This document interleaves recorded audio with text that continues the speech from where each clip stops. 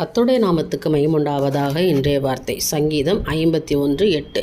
நான் சந்தோஷமும் மகிழ்ச்சியும் கேட்கும்படி செய்யும். எனக்கு அருமையான தேவனுடைய பிள்ளைகளை, இந்த வசனங்கள் தேவனுடைய வார்த்தைகள் உங்களை உயிர்ப்பிக்கிறதா இருக்கிறது. நீங்கள் ஜெபம் பண்ணி ஆண்டவர்கிட்ட கேட்குற, ஆண்டவரே நான் சந்தோஷமும் மகிழ்ச்சியும் கேட்கும்படி செய்யுங்க, என் காதுகள் இனிமையான ஒரு செய்தியை கேட்கும்படி செய்யுங்கப்பா, என் வாழ்க்கையில் மிகுந்த சந்தோஷத்தை நான் எதிர்பார்க்குறேன் ஆண்டவரே, எனக்கு மன மகிழ்ச்சியை கொடுங்க, சந்தோஷத்தை கொடுங்க, களிப்பை கொடுங்க என்று சொல்லி நீங்கள் ஜெபம் பண்ணி கேட்கணும்.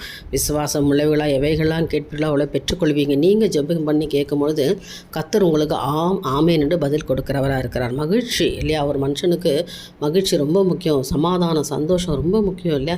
இன்றைக்கி அநேகருடைய வாழ்க்கையில் சமாதானம் சந்தோஷம் இல்லாமல் இருக்கிறீங்களா? இன்றைக்கு தேவனிடத்தில் கேளுங்க. உங்கள் ஜெபம் தான் இன்றைக்கி பதில் தரப்போகுது. நீங்கள் எப்படி ஜெபம் பண்ணி கேட்குறீங்களோ அதன்படி கர்த்தர் இன்றைக்கு உங்களுக்கு செய்ய போகிறார் இல்லையா. நான் சந்தோஷம் மகிழ்ச்சியாக கேட்கும்படி எனக்கு செய்யுங்கப்பா, என் வாழ்க்கையில் மிகப்பெரிய ஒரு சமாதானம் சந்தோஷம் எனக்கு வேணும் என்று சொல்லி இந்த நாளில் காலை வேளையில் ஆண்டவர்கிட்ட நோக்கி முறையிடுங்க. கர்த்தர் தேவன் உங்களுக்கு சந்தோஷத்தையும் சமாதானத்தையும் கொடுப்பாராக. தேவனுக்கே மகிமை உண்டாகட்டும். ஆமென்.